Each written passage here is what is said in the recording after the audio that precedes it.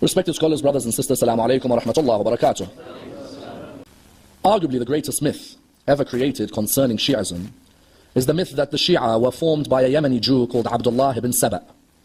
This myth is one that requires a thorough analysis, for indeed it is a myth which has affected the lives of many Muslims in the world today.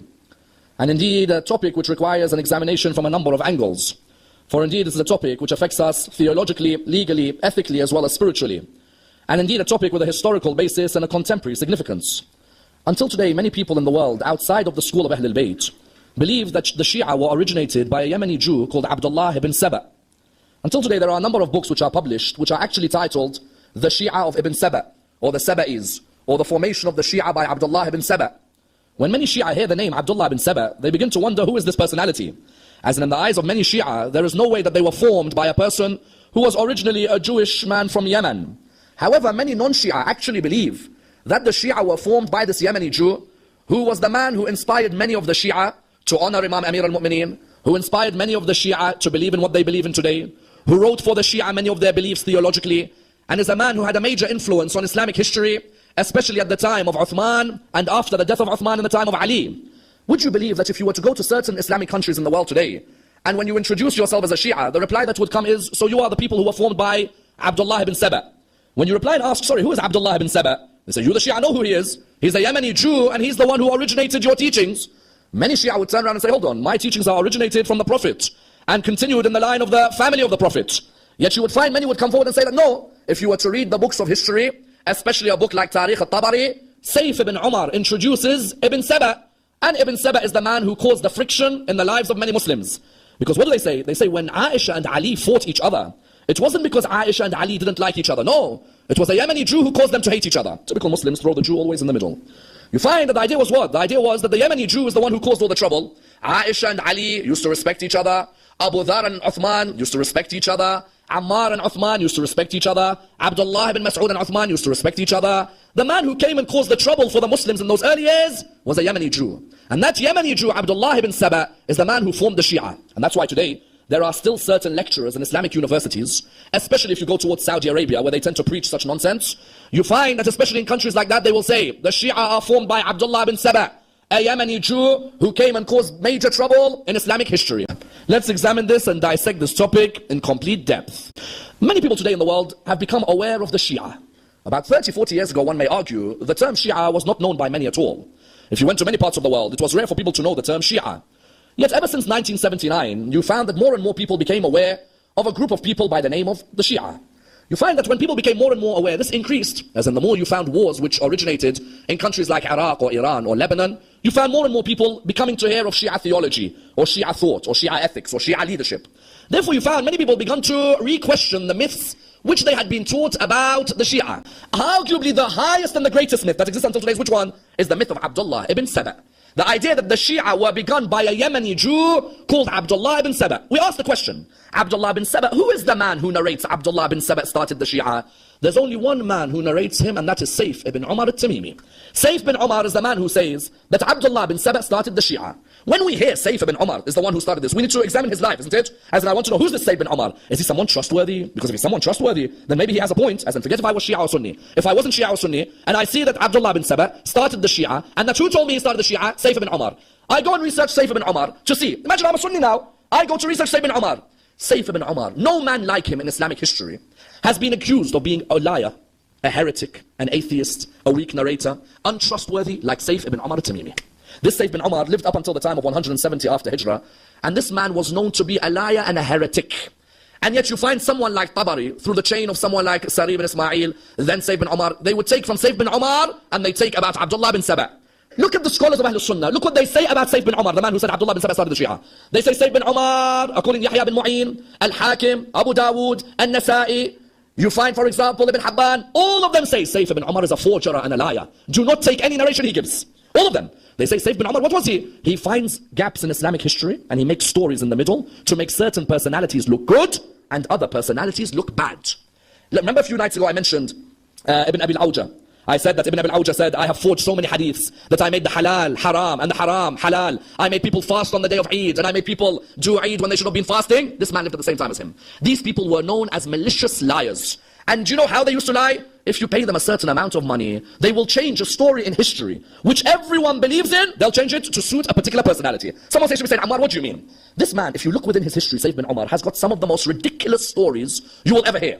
And not only ridiculous, certain personalities in history who everyone knows performed a certain act, he makes an excuse for why it wasn't them. And certain personalities who didn't perform an act, he makes an excuse for why it was them. What do we mean? This Saif bin Umar, for example, you know what he says? He says when Abu Bakr became Khalifa, Ali ibn Abi Talib was in his house. As soon as Ali ibn Abi Talib heard that Abu Bakr became Khalifa, he was only wearing a shirt at home. Of course, Ali ibn Abi Talib only walks around his house in a shirt. He says Ali ibn Abi Talib was wearing a shirt at home. As soon as he heard Abu Bakr became Khalifa, he opened the door and ran to Abu Bakr wearing a shirt only. And all the Muslims could see Ali ibn Abi Talib with only his shirt on, nothing else. And he came to Abu Bakr and said, "Oh, Abu Bakr, I pledge my allegiance to you. You are my Khalifa in this world and the hereafter." Every Muslim knows Ali ibn Abi Talib very clearly, whether you're a Sunni or a Shi'a. Ali ibn Abi Talib for 6 months after Abu Bakr became Khalifa, there was no interaction in the sense of any pledge of allegiance between him and Abu Bakr. Every Muslim, except Saif bin Umar. Saif bin Umar said, no, Ali ibn Abi Talib, as soon as he heard, he ran out only wearing his shirt. Ali ibn Abi Talib, of course, didn't have time to wear pajamas. So what he did, he only wore his shirt and he ran towards Abu Bakr and he pledged allegiance. This is one incident of Saif. Another of Saif's myths, you know how many, they list so many myths of Saif. Another of the myths of Saif is what? Saif says, Rasulullah said, which of you will ride the camel and hear the dogs of the Hawab? When you hear the dogs of the Hawab, the barking dogs of the Hawab, turn around and go back. Rasulullah was warning his wives, wasn't he? He was saying, listen, one of you is going to ride a camel one day and you're going to proceed towards a war. When you hear dogs barking, turn around. Every book in history says, Aisha, the wife of Rasulullah, was riding her camel. She heard the dogs of the Hawab barking. When she heard the dogs of the Hawab barking, she said, are these the dogs Rasulullah referred to? Are these the dogs Rasulullah said? Are the dogs of the Hawab? I have to turn around. So every book in history says that her companion said, no, this is not the dogs, it refers to something else. Saif ibn Umar says, it wasn't Aisha who was on the camel. It was Zimil. Sorry? Zimil. Who's Zimil? He said, Aisha had a servant called Zimil. And she was on a camel and she heard the dogs, but she didn't turn around. So Rasulullah was referring to Zimil. In your life, have you heard of Zimil? No, you haven't, but Saif ibn Umar has. Saif ibn Umar, he brought Zimil right into the middle of the picture. Let me give you another example. Khalid ibn al-Walid, according to our brothers in Ahlul Sunnah, is Allah's chosen sword, isn't he? They call him Saif Allah al-Maslul. Khalid ibn Walid, when Rasulullah died, Abu Bakr became Khalifa. Abu Bakr ordered people that they have to pay him the taxes because he's become Khalifa. And whoever doesn't pay him taxes is killed. Khalid ibn Walid went around to people, ordering them, you pay tax, you're alive. You don't, we kill you. Because sometimes people ask me, said, Ammar, how comes people after Ghadir, after Rasulullah died, why didn't people support Amir al-Mu'mineen? No, there were people supported, they were beheaded. You go to towns and you behead. If a person doesn't give zakat to Abu Bakr, he says, I'm not giving zakat to the man who wasn't chosen on Ghadir. You don't give zakat to the man who wasn't chosen on Ghadir, then we'll behead you. Khalid ibn Walid went to the town which was led by Malik ibn Nuwayra. Malik ibn Nuwayra used to collect taxes on behalf of Rasulullah and send them to Medina. Malik ibn Nuwayra was known as a man of generosity, a man of trustworthiness. You know what Khalid ibn Walid did? He came to that town, he knew Malik ibn Nuwayra collects taxes for Bani Hanbala. He came to him and he said to him, Malik was there with his people. What are you doing? He said, it's time for prayers. Okay, let's all pray together. So they all prayed together. When they all prayed together, he said, put everyone's weapons down. Everyone put their weapons down. When they come into prayer, Khalid comes and kills all of them. And then sleeps with the wife of Malik the same night. In Islam, if someone dies, there's iddah period, isn't there? Same night or the next day, the narrations differ. He is with the wife of Malik ibn Nuwayra. Everyone says, Umar ibn al-Khattab said to Abu Bakr, we have to execute Khalid for what he's done. Abu Bakr said, how can I execute a man who is Allah's sword on earth? Saif ibn Umar says, no, Malik ibn Nuwayra was the one who was wrong, not Khalid. Malik ibn Nuwayra had become a murtad, apostate. So Khalid had every right to do what he did to Malik and to do what he did to his wife. In other words, this Saif bin Umar, story after story, I can give you so many stories of Saif bin Umar, which were legends, which changed history. History has one version, Saif bin Umar has another version. Mughira bin Shu'bah committed zina. You know, for zina, for you to be punished for zina, 4 witnesses have to see you, isn't it? For you to be punished for zina. 4 witnesses saw Mughira bin Shu'bah when the curtain of his door, you know those days, some curtains, the curtain was removed, they saw Mughira bin Shu'bah committing zina, 4 witnesses. They went to Umar, they said, Umar, Mughira bin Shu'bah is to be punished, we saw him. Umar then went ahead with the investigation. He concluded, no, Mughira shouldn't be executed. Everyone knew that Mughira should have been executed, but Umar and Mughira were good friends. There was a way around it. Saif bin Umar writes, no, Mughira was innocent. People didn't like him, so they made rumors about him. Every book says Mughira committed zina. But Saif bin Umar, again, plays around with that history to change the conclusion. In other words, what do we find? Saif bin Umar is the man who brought about these legends. He also brought about legends of wars no one had heard of. There was a war he called Jarathim. People were like, what's Jarathim war? There was a war called Al-Abaqir. What's the Abaqir war? No books of history mention any of Saif bin Umar's wars. Khuzaymah bin Thabit, he said there was another Khuzaymah bin Thabit. Sa'sa bin Sawhan, he said Sa'sa bin Sawhan had another brother. Lie after lie after lie after lie. But what was his greatest lie? Abdullah ibn Saba. Saif bin Umar is the man who concocted the myth of Abdullah bin Saba. Saif bin Umar, what did he say? He said Abdullah bin Saba was this Yemeni Jew. A Yemeni Jew who became a Muslim. He entered the folds of Islam. He traveled from Egypt to Kufa to Syria to Medina. He traveled everywhere. And he wanted to cause trouble in the Muslim Ummah. So what did he do? He went and inspired people like Ammar ibn Yasir, Abu Dhar al-Ghafari, Muhammad bin Abi Hudayfa, Abdurrahman ibn Udais, Sa'sa bin Sawhan, Malik al-Ashtar, Hajr bin Adi al-Kindi. He inspired all of them to become extreme in their love for Ali ibn Abi Talib, and he formed a group called the Shi'a. We reply by saying, is there anyone other than Saif bin Umar who narrates about Abdullah bin Saba? No, there isn't. Saif bin Umar, the weak, liar, atheist narrator, is the only one who narrates about Abdullah bin Saba, number one. Number two, someone replies back to us by saying, hold on, in Shia literature, some of your ulama also narrate a man by the name of Abdullah bin Saba in history. So how could you say this is the myth of Sayyid bin Umar? We reply by saying, okay, if some of our ulama narrate about a man called Abdullah bin Saba, what was this Abdullah bin Saba's beliefs? This Abdullah bin Saba sees Imam Amir al-Mu'minin in the month of Ramadan. This is the one they say that we narrate. Sees Imam Ali in the month of Ramadan. Imam Ali sees him drinking water. So he says to him, he's wondering, sorry, are you traveling? He says, no. He says, are you ill? He says, no. He says, why are you breaking your fast? He said, you are as you are. So what do you mean you are as you are? He said, you are as you are. You are our Lord. Imam Amir al-Mu'mineen straight away said, how dare you say such a thing? This is shirk. This is not allowed within the school of Islam. Imam Ali went down on the ground. He put his cheeks on the ground. He rubbed them on the ground. He said, I am created from clay and I'm a servant of Allah subhanahu wa ta'ala.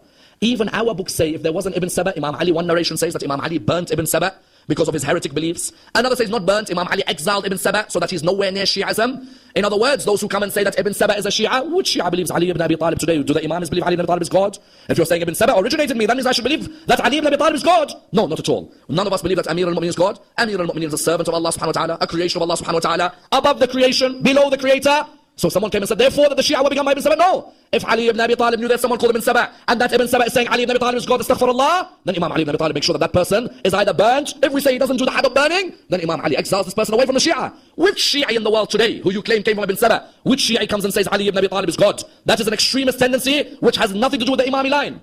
Someone said, but there was a person called Abdullah bin Wahab, who later a group called the Saba'iyya was after. I want you to bear with me on this very delicate point. Later, you would find a group called the Saba'iyya. So they said that the Saba'iyya indicates there was a person called Abdullah bin Wahab. We reply by saying what? Yes, there was an Abdullah bin Wahab al-Saba'i. But this man was the leader of the Khawarij when they fought Imam Ali ibn Abi Talib at Nahrawan. Tell me, if he is the one who originated the Shia, then fights Ali ibn Abi Talib, can he be a real Shi'i? The person who fights Imam Ali at Nahrawan, Abdullah ibn Wahab al-Saba'i, leader of the Khawarij, he fights Imam Ali in the battle of Nahrawan. That person, can he be called a Shi'i? Hold on a minute. If anyone fights Ali ibn Abi Talib, do we call him Shi'i? So Ali is the master of the Shia, and whoever fights him is Shia as well. Which logic is this? So those who came later on said, but there's a group in 51AH called the Saba'iyya. Those Saba'iyya were referring back to who? Abdullah bin Wahab al-Saba'i and the Khawarij, who were alive until that time. Therefore you found all of these theories emerged. And each one of them was a response. That Abdullah bin Saba, if he was alive, he was an extreme heretic. If he was alive, he was an extreme heretic, ghulat, a man who believed Ali ibn Abi Talib is God. And even though at the end we say he's a forgery of Saif ibn Umar al-Tamimi. The question, why would Saif bin Umar use Abdullah bin Saba to plug a gap in history? Why? We saw Saif bin Umar, he was plugging other gaps, isn't it? So Aisha wasn't on the camel, it was Zimil. Ali ibn Abi Talib ran out to do bay'ah in a shirt. They always plug a gap, isn't it? Why did Saif bin Umar create this person to plug his gap? Which gap? Saif bin Umar was clever. You know which gap he wanted to plug? So many companions spoke out against Uthman's government. Viciously spoke out. In Sunni history, the companions all love each other. All the companions are best friends, isn't it? According to Ahlul Sunnah, all of them are the best friends and you can't talk. You can't question. No problem, that's their opinion. But there's a problem. Uthman ibn Affan is vicious with anyone who speaks out against him. So how do you make it out that Uthman and those people are friends? You throw a Yemeni Jew as the cause of the trouble between them. And do you know what question I always ask academically on Abdullah bin Saba? If Abdullah bin Saba was alive and he organized a group called the Shi'a and he influenced so many Shi'a, why wouldn't Uthman treat him the way Uthman treated others who spoke out against him? What do I mean? Uthman bin Affan viciously, and I'm ready to say this on the basis of academic discussion, nobody was as vicious when people spoke out against his government like Uthman. I ask, why didn't Uthman be vicious with Abdullah bin Saba if Abdullah bin Saba was alive? Someone says, what do you mean Uthman was vicious? Our brothers from Ahlul Sunnah say there's 4 rightly guided Khulafa, isn't it? Abu Bakr, Umar, Uthman, Ali. True? And they make it out like everyone loved Abu Bakr, and everyone loved Umar, and everyone loved Uthman, and everyone loved Ali. Everyone loved Uthman? I tell you, no one gave a more damning verdict of Uthman than Sayyid Muhammad Qutb in his book, Social Justice in Islam, where he gives the most damning verdict as to why the Muslims did not like Uthman, even though Sayyid Muhammad Qutb is from Ahlul Sunnah. He says Uthman's nepotism led people to speak out against him. You know, when you're in charge of a government, the worst thing you can do is what? Bring your family in power with you, isn't it? People start to speak. Why did everyone speak against Uthman? Not because of Ibn Saba. people spoke because they saw blatant nepotism in Islam. They saw people who Rasulullah had exiled come back to become economic minister and come back to become governors. So what does Sayyid bin Umar do? You put a Jew in the middle and say he's the one who's the cause, not Uthman. He's the one who's the cause. Uthman ibn Affan is the cause of his own downfall. Uthman ibn Affan, what did he begin to do? You know what he began to do? All the old Bani Umayyah, because Uthman is Bani Umayyah, he's related to Bani Umayyah. All the old Bani Umayyah, he starts bringing them back as governors and ministers. The people who Rasulullah had given la'na on, he brings them back as governors. In Sunni history, the lack of willingness to admit Uthman brought back people like Marwan ibn al-Hakam and Sa'id ibn al-As and Walid ibn Uqba and Samara ibn Jundub, knowing they are enemies of Rasulullah. The lack of willingness to admit this meant you use the scapegoat of Abdullah ibn Saba to say he's the problem, not Uthman. Someone says, what do you mean? I'll list you a group of companions, all of you know them, and I'll tell you how Uthman treated them when they spoke out against him. And I want you to understand how he treated them, so that this myth that the Sahaba are all best friends is a myth which actually is removed from our society. Let me give you a few examples. You find, for example, someone like Ammar ibn Yasir. Haven't we heard great hadiths about Ammar ibn Yasir from the beginning of Islam? His parents, Yasir and Sumayya, weren't they the first martyrs in Islam or no? Didn't Rasulullah say Ammar is full of faith from the top of his body until his soul? Didn't Rasulullah say Ammar is as close to me as any of the companions? Didn't Ammar ibn Yasir participate in the building of the mosque of Rasulullah? And then I ask you, how did Ammar ibn Yasir end up with a hernia because of being attacked by Uthman bin Affan? Ammar ibn Yasir went with a grievance to Uthman in his 80s. He came with a grievance from Talha, from Zubair, from Ammar, from others, that Uthman is putting people in power who are all originally Bani Umayyah kings, people who were enemies of Islam. Uthman sitting there, you know what Uthman does? He looks at him and says, "Oh, son of Sumayya, you have the audacity to bring me grievances?" He said to him, "I am proud that I am the son of Yasir and the son of Sumayya," meaning I'm telling him that I am the son of whom? I am the son of the first two shuhada in Islam. Marwan looked at him, he said to him, and look who Uthman's chief advisor is. Marwan ibn al-Hakam, mashallah. Who's his chief advisor? Marwan ibn al-Hakam. You find Marwan ibn al-Hakam says, don't be forbearant with this man. Kill him, attack him. They attacked him so viciously, they first kicked him in his stomach. Then they kicked him so profusely that they caused the hernia to happen. Go and read the books of Ahl Sunnah, how Uthman and his henchmen tortured Ammar ibn Yasir. Now you tell me, Ammar ibn Yasir, Uthman, aren't all of these people meant to go to Jannah? So if I torture you and I hurt you, me and you both go to Jannah, huh? Let me give you another example. Abu Dhar al-Ghafari, how highly do you value Abu Dhar? Rasulullah said, if you want to see the taqwa of Prophet Isa, look at Abu Dhar. Rasulullah used to say, Abu Dhar al-Ghafari never utters a lie. Rasulullah, so many hadiths about Abu Dhar al-Ghafari. Abu Dhar began to notice, look at who's in power now. You've got governors in power who are hoarding the money of the Muslims. It's all corruption. You've brought back all your best friends in power. Marwan has this share, and that person has that share, and this person has that share. Uthman exiled him to Muawiyah. Muawiyah said, and you know what would happen? Muawiyah every day would think he's comfortable. In the morning, Abu Dhar standing outside, reciting Surah 9 verse 34. Those who hoard the gold and the silver. Muawiyah's like, Uthman, take him back. This guy's giving me a headache. He sends him back to Uthman. Uthman eventually says, you know what? You think you can speak out against me? I'll exile you into a place in the middle of nowhere. Where do you want to go? Abu Dhar said something, said no. Abu Dhar said another thing, said no. Abu Dhar said another thing, said no. He said, I'll exile you to the Rabada. The Rabada, do you know what it is? The Rabada is in the middle of nowhere. You know what middle of nowhere means, brothers and sisters, or no? That means no food, no drink. There are a few weeds on the ground, grass. Take with you what you have, live there and die there. Abu Dhar al-Ghafari, companion of Rasulullah, dies alone in the Rabada with his daughter sitting next to him and no one else to help him. Until Malik al-Ashtar comes to bury him in the middle of a desert, in the middle of nowhere. Uthman with Ammar, Uthman with Abu Dhar. Isn't Abu Dhar meant to be going to Jannah? And Uthman's going to Jannah. This Jannah is going to be an unbelievable place. Another companion, when you speak out against Uthman, look how vicious Uthman is. Abdullah bin Mas'ud. Rasulullah used to say, if you want to learn Quran, go and learn from the son of Abid. Abid is who? The mother of Abdullah bin Mas'ud. Abdullah bin Mas'ud was a scholar, a faqih. If you go to our Sunni brothers today, they'll say, there's no one like Abdullah bin Mas'ud. Radiyallahu an. Okay, radiyallahu an, no problem. May Allah be pleased with him. Abdullah bin Mas'ud, who's the one who hit him severely because he spoke out against Uthman's governor? Abdullah bin Mas'ud used to be governor for Umar ibn Khattab. Later on, when Uthman came in, he removed him. He ordered him to give money towards Al-Walid. Al-Walid, the drunkard, ibn Uqba. Abdullah bin Mas'ud didn't accept. The reply was, no, you have to give. Abdullah bin Mas'ud didn't accept. Abdullah bin Mas'ud went all the way to Medina. He said to Uthman, here's your key. He said, here's our key. They launched a vicious attack on Abdullah bin Mas'ud in that room. To the extent Abdullah bin Mas'ud broke his rib in that room. That's how much they hit him. Because he spoke out against Uthman. People like Ibn Sam'a and Yahmum and all of these tortured him. And you know when Uthman came to visit him at the end, he said to him, Abdullah bin Mas'ud, if you want any provisions for your daughters, do you need anything? He said, I don't need nothing from you. He said, are you sure you don't need anything? He said, why would I need something from you? You're telling me you need a doctor when it was you who caused the injuries to me in the first place. He said, are you sure you don't want any wealth? He said, I have the best of wealth. He said, what is it? He said, I have Surah Al-Waqi'ah. He said, what do you mean? He said, Rasulullah taught me, whoever recites Surah Al-Waqi'ah every day, Allah will never put poverty in his life. I will die now, but my daughters will remain alive. And when my daughters remain alive, alhamdulillah, they'll have Surah Al-Waqi'ah. They don't need money from people like you and those who surround your government. Surah Al-Waqi'ah will ensure that no poverty affects them whatsoever. And then Abdullah bin Mas'ud said to Ammar bin Yasir, do not let that man come to my janazah. Keep him away. That man and his henchmen destroying the religion of Islam. Abdullah bin Mas'ud, Ammar bin Yasir, Abu Dhar al-Ghafari, even someone like Abdurrahman bin Hanbal al-Jumahi. Abdurrahman bin Hanbal al-Jumahi was a companion. You know this Abdurrahman bin Hanbal al-Jumahi came to Uthman and said, Uthman, people are complaining about your government. He said, how dare you complain about my government? He put him in the Qamus prison. The Qamus prison is in Khaybar. Imam Ali, when he lifted the door of Khaybar, it was called Bab al-Qamus. The Qamus prison was in Khaybar. He put him in the Qamus prison and he wasn't allowed out until Imam Ali became Khalifa. And in the Qamus prison he would say, I do not complain to the people. I complain to Allah and to Abu al-Hasan for the way this man has treated me. That was another one. Amr bin Abdul Qais al-Tamimi, simply because he spoke out against Uthman, he was exiled to Muawiyah. And I can name more and more. Hujr bin Adi, Malik al-Ashtar were exiled to Muawiyah by Uthman. In other words, Uthman bin Affan, who's so vicious with anyone who attacks him, why wasn't he vicious with Ibn Saba if Ibn Saba is the cause of all of this? Where's Ibn Saba? Show me a book in history where Uthman says that Ibn Saba is the cause of all of this. I want to catch him and torture him. What a myth. What a myth. You stick a Yemeni Jew in the middle and you say he's the cause of all of these people being bad. Because you don't want to make it look like Uthman versus Abu Dhar, do you? Because then there's no point saying Islam was a beautiful religion when the Sahaba of Rasulullah couldn't even live with each other. What a myth they created. That all the Sahaba are the best of friends and Ibn Saba is the cause of the trouble. Best of friends? So Talha and Zubair fighting Ali al-Jamal is best friends? Amr ibn al-As fighting Ali and Safin is best friends? What is all of this? Someone recently came to me and said, you can't discuss the Sahaba. I said, why? He said, because in the Quran Allah said those who pledged under the tree. To Rasulullah, you know Bay'at al-Radwan when they pledged under the tree? Radiyallahu anhum, Allah is pleased with them, you can't discuss the Sahaba. I say, brother, can you name me who pledged to Rasulullah under the tree? Abu al-Ghadi al-Juhani, did he pledge to Rasulullah? Abu Ghadi or no? He said, yes he did.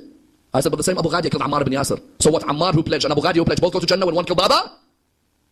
Muhammad bin Abi Hudayfa pledged on the tree. Abdurrahman bin Udais pledged on the tree. But at the end, all of these, you said Ibn Saba caused them to kill Uthman bin Affan and to cause trouble. In other words, when you tell me every Sahaba who pledged on the tree, go and research Muhammad bin Abi Hudayfa. Go and research Abdurrahman bin Udais. These people who you later say were against Uthman. So Uthman goes to Jannah and they go to Jannah even though they were against each other.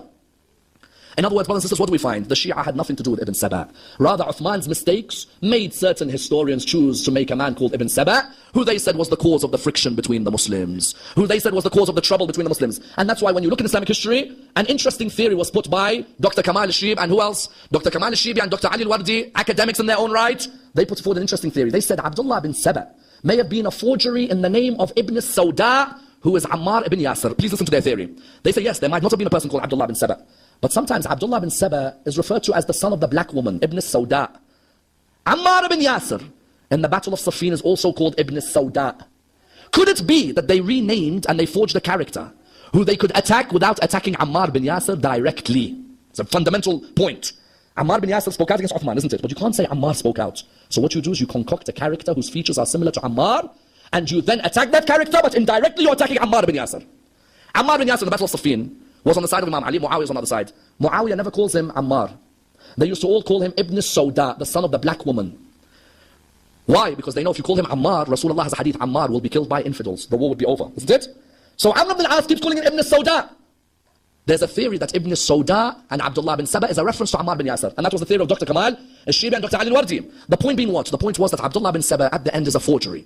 There is nothing to do with Abdullah bin Saba being the originator of the Shia. Rather, he was what? A scapegoat to exonerate the people of Medina from the killing of Uthman. To show that Uthman was good, you forge a character who caused all the trouble, when the reality is Uthman's own political decisions are the ones which caused his downfall. That's why you find Dr. Taha Hussein saying clearly that Ibn Saba is a forgery and there's no such thing that he formed the Shia. That's why you find, for example, someone like Ahmed Mahmoud al-Subhi or Ahmed al-Salih or Hassan Farhan al-Maliki, all of them clearly showing this Ibn Saba is a myth, and to attribute him to the Shia is the greatest scandal against the Shia. The Shia have nothing to do with Ibn Saba. We were not formed by a Yemeni Jew. Rather, we are a school which originates from Rasulullah sallallahu alayhi wa sallam.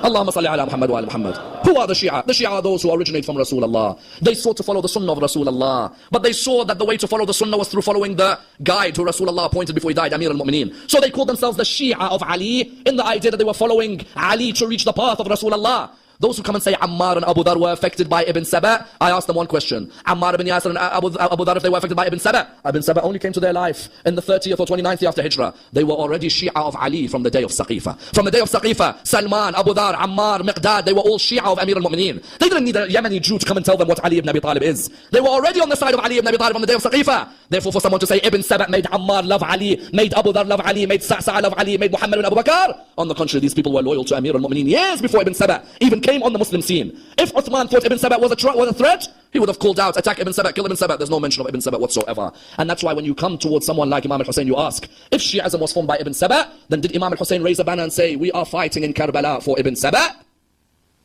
Imam al-Hussein, if his master is Ibn Saba, and the man who made him Shi'a is Ibn Saba, did Imam al-Hussein said, I am fighting in Karbala for Ibn Saba. Ibn Saba is our master. He's our theologian. He is the one who's given us our books. Does Imam al-Sadiq alayhi salam say the leader of Shi'ism is Ibn Saba? Does Imam al-Rida say our example in Shi'ism is Ibn Saba? Does Imam al-Hadi say go to Ibn Saba for your hadiths? Have you ever heard an Imam of Ahlul Bayt mention Ibn Saba as their leader, as their thinker, as the man who originated? Don't come and say the Shi'a were originated from a man who none of the Imams have anything to do with. Imam al-Hussein, on the contrary, when he went out to Karbala, he said, إني لم أخرج أشرا ولا بطرا ولا مفسدا ولا ظالما وإنما خرجت لطلب الإصلاح في أمة جدي رسول الله أريد أن آمر بالمعروف وأنهى عن المنكر وأسير بسيرة جدي وأبي علي ibn Abi Talib. What did he say? He said, I have not come out for fame, nor have I come out for wealth, nor have I come out for power, nor have I come out for luxury. I have come out to do what? To bring reform in the ummah of my grandfather Rasulullah. I have come to enjoin the good, I have come to forbid the evil, and I've come to follow what? The path of my grandfather and my father Ali ibn Abi Talib. Did he say I've come to follow the path of my grandfather and my father and Ibn Saba? To say that we the Shia follow Ibn Saba? Imam al-Hussein would have said.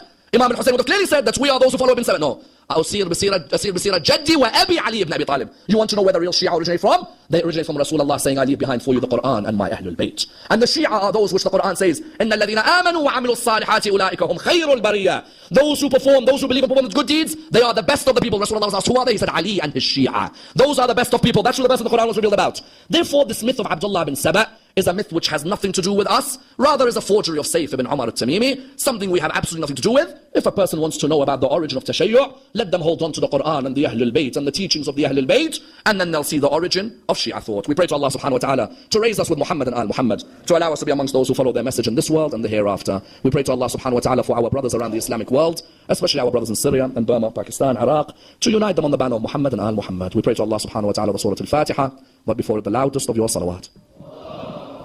اللهم صل على